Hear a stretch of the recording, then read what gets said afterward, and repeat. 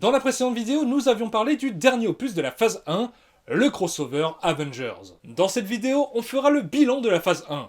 Mais d'abord, on parlera du box-office du film de Joss Whedon, et pour commencer, on va parler d'un court-métrage. Comme d'hab, si une partie vous intéresse plus qu'une autre, le chapitrage de la vidéo se trouve en description. C'est parti!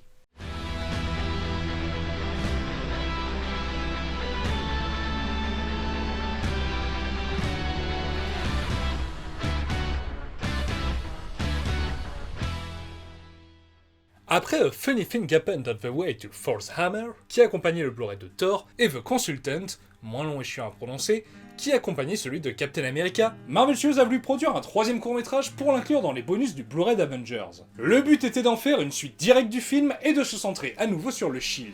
Pour superviser les aspects créatifs de ce court-métrage, Marvel Studios a choisi Brad Winderbaum, qui bossait pour Marvel Studios depuis Iron Man, et qui avait déjà fait ce taf sur les deux précédents courts-métrages. L'écriture fut confiée à Eric Pearson, qui faisait partie du programme de Marvel Studios de développement de films par de jeunes scénaristes. Il avait également écrit les deux premiers courts-métrages et coécrit le comics Fury's Big Week, qui fait partie du canon du MCU et raconte les événements d'Iron Man 2, Thor, l'Incroyable Hulk et Captain America du point de vue du Shield et Nick Fury. Le court-métrage Item 47, bien plus long que les deux premiers, raconte l'histoire d'un couple qui, après la bataille de New York, retrouve une arme Shitori et l'utilise pour faire des braquages. Ils sont pourchassés par l'agent Sitwell, déjà vu dans Thor, le Consultant et Avengers. On peut supposer que l'idée était de préparer les fans à ce qu'ils deviennent le nouveau Coulson. Ouais, en fait, non. Ou alors, peut-être qu'à cette époque-là, ils n'avaient pas pensé au twist de Captain America 2. Le film a été produit par Marvel Studios et M3 Creative, une boîte de prod spécialisée dans la publicité et les making-of, qui s'était occupée des effets visuels pour les deux précédents courts-métrages, qui eux étaient produits par The Ebling Group. Au vu du générique, il faut croire que les équipes de Marvel Studios étaient bien plus impliquées que sur les deux courts-métrages précédents. On le voit par exemple grâce au crédit des producteurs exécutifs, mais aussi avec le directeur photo, qui avait fait ce taf sur les tournages additionnels des deux premiers Iron Man et Avengers, le superviseur des effets visuels qui était superviseur additionnel des effets de Thor, et superviseur FX de la seconde équipe d'Avengers. Le créateur des costumes qui était le numéro 2 du département costume de Thor et Avengers, les productrices des effets visuels, l'une ayant produit ceux de Thor et la conversion 3D de Captain America, et l'autre ayant été la directrice de production des effets de Captain America. Et on ne va pas citer tout le monde parce qu'il y a plein d'autres exemples, comme le même coordinateur des cascades qu'Avengers, ou le même chef accessoiriste que les 3 films tournés en Californie. Et d'ailleurs, Item 47 fut réalisé par le coprésident de Marvel Studios, Louis Desposito, qui par le passé n'avait réalisé qu'un court-métrage en 1997. Avant de rejoindre Marvel, il était avant tout un assistant réalisateur et un gestionnaire de production, mais je trouve qu'il s'en sort plutôt bien sur Item 47. Les rôles des deux braqueurs furent confiés à Lizzie Kaplan et Jesse Bradford. Maximiliano Hernandez reprend le rôle de l'agent Sitwell et Titus Welliver joue un autre agent du Shield. Le court-métrage est plutôt sympa, et c'est d'ailleurs en le voyant que Bob Iger, grand patron de Disney, a donné son feu vert à Marvel Television et ABC Studios pour produire une série centrée sur le Shield. Ça on en reparlera sûrement un jour, mais pour l'instant on retourne à Avengers. Il est sorti le 25 avril 2012 en France et le 4 mai aux États-Unis. Au Royaume-Uni, il a été renommé Marvel Avengers Assemble, afin d'éviter une confusion avec la série Avengers, connue en France sous le nom Chapeau melon et bottes de cuir. Voyons maintenant le box-office. Le film a rapporté 1,518 milliard au box-office. Il est donc le plus gros succès de la phase 1. Il a rapporté plus du double du deuxième plus grand succès, Iron Man 2, et était à l'époque le troisième plus grand succès de l'histoire du cinéma. Donc déjà, de base, c'est un carton. Mais essayons de s'approcher de ce qu'il a pu rapporter à Marvel et Disney. Déjà, les cinémas et impôts prennent environ la moitié du box-office. Ensuite, il y a le budget marketing qui est inconnu, mais sûrement élevé. Mais il peut être compensé par divers partenariats avec des marques. Mais bon, comme j'ai aucun chiffre là-dessus, je ne peux pas le prendre en compte. Ensuite, il y a la part du distributeur, Walt Disney Studios Motion Pictures. Mais vu que ça reste dans le même groupe que Marvel, c'est un peu inutile de le prendre en compte.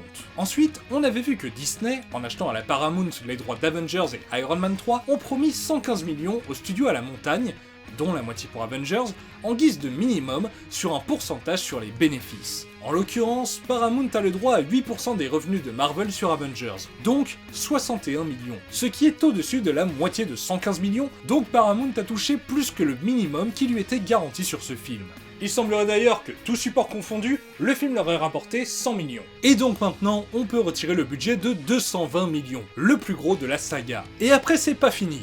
Il y a encore des parts qui vont à divers ayants droit, comme par exemple Robert Downey Jr. En plus de son salaire de 10 millions, il a négocié des bonus si le film atteint certains paliers, mais on ne connaît ni les sommes ni les paliers. Et à ça s'ajoute 2,5% sur les revenus du film. J'avoue que je ne sais pas trop à quel stade sont calculés ces 2,5%. Sur le box-office global, après avoir retiré la part des impôts et ciné, ou une fois qu'on a retiré le budget. Mais toujours est-il qu'au final, il a touché 50 millions, donc 40 millions de plus que son salaire original. Semble-t-il que certains des autres acteurs ont réussi à grappiller quelques millions grâce à des pourcentages sur les bénéfices, mais je n'ai pas trouvé les chiffres exacts. Mais de manière générale, je n'ai pas les chiffres exacts, donc le résultat que je vous donne n'est pas exactement ce qu'a gagné Disney, mais ça permet de se faire une idée. Mais globalement, l'idée qu'il faut retenir, c'est qu'ils s'en sont mis plein les fouilles, mais bon, ça je pense que vous le saviez sans moi. Et ça c'est juste en comptant le cinéma, pas les DVD, pas la télé, pas la SVOD, pas le téléchargement légal, et surtout, pas les produits dérivés. Ces chiffres me laissent penser qu'ils avaient raison. David Maisel a eu raison d'avoir l'idée que Marvel produise et finance seul ses films. Marvel a eu raison de le suivre et d'emprunter pour un demi-milliard. Kevin Feige et ses équipes ont eu raison de lier ces films pour créer un univers partagé, préparant à ce crossover. Disney a eu raison de racheter Marvel vu le pognon que ça leur rapporte. Et les mauvaises langues diront qu'ils ont eu raison de la créativité. Il faut bien avouer que par la suite, les films du MCU ont en partie repris la formule d'Avengers de Joss Whedon. Et plein de blockbusters ont suivi la marche, et de même plein de studios veulent désormais leur univers partagé, même si ça marche pas de ouf comme on l'a dit dans le tout premier épisode de cette série. Personnellement, je ne pense pas que le MCU a tué la créativité du cinéma, mais je pense en revanche que Marvel et le style de Joss Whedon dans ce film ont grandement influencé le cinéma de la décennie 2010. Mais bon, c'est bien gentil d'avoir un immense succès, mais il faut continuer dans cette voie. Déjà, l'univers partagé a un gros avantage. Avengers a fait mieux connaître des héros qui avaient moins marché qu'Iron Man en salle, ce qui peut aider leur suite à mieux marcher. Mais il ne faudra pas décevoir le public, et il faut donc bien préparer ses suites. Et en même temps, il faut préparer de nouveaux héros pour renouveler un peu l'univers et ne pas toujours tourner autour de seulement 6 personnages principaux. Et justement, parlons un peu de la préparation de la phase 2. Iron Man 3 était annoncé depuis longtemps, puisque Marvel avait dans un premier temps vendu la distribution à Paramount en même temps que pour Iron Man 2, Thor et Avengers. Comme on l'a dit dans les précédentes vidéos, Jon Favreau n'a pas rempilé après les 2 premiers opus. Et c'est en février 2011, donc avant le tournage d'Avengers, que Marvel Studios lui a trouvé un remplaçant, Shane Black, scénariste, créateur de L'Arme Fatale, qui avait réalisé un seul film auparavant, dans lequel jouait déjà Robert Downey Jr. Il fut accompagné à l'écriture par Drew Pearce, qui développait à l'époque pour Marvel un film Runaways qui fut abandonné. Et les aspects créatifs furent supervisés par Stephen Broussard. Jeremy Lacham, qui avait bossé sur les 2 premiers Iron Man, était déjà pas mal occupé par Avengers. Thor 2 fut annoncé peu après la sortie du premier. Il était à l'origine prévu pour le 6 juillet 2013, mais la deadline était un peu trop proche au goût du réalisateur Kenneth Branagh, et a donc cédé sa place. En revanche, le dernier scénariste à avoir travaillé sur le script du premier opus travailla sur la première version du script de la suite. Et les aspects créatifs furent supervisés, comme pour le premier film, par Craig Kyle. Pour réaliser le film, Marvel a dans un premier temps engagé Patty Jenkins. Mais il y a eu des gros désaccords entre elle et Marvel, et elle quitta donc la réalisation. Captain America 2 fut aussi très vite prévu. Les scénaristes du premier film sont restés. En revanche, les idées du réalisateur Joe Johnston et celles de Marvel ne collaient pas, donc il n'a pas non plus rempilé pour sa suite. En juin 2012, Marvel a choisi les frères Russo pour prendre la relève. Au début de l'été 2012, Marvel a confirmé le film Les Gardiens de la Galaxie pour 2014.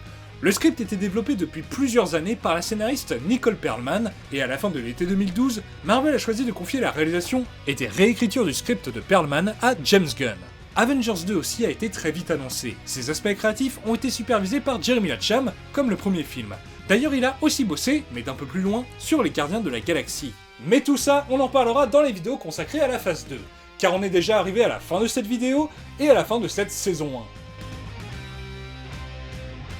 Mais attendez, il y a un truc qu'on a oublié depuis le début. En avril 2006, donc à peu près au même moment où Jon Favreau et Louis Leterrier ont été engagés pour diriger Iron Man et l'incroyable Hulk, Edgar Wright avait été engagé par Marvel Studios pour diriger Ant-Man en le coécrivant avec Joe Cornish. Ils ont développé le film en parallèle de la production de leurs autres films.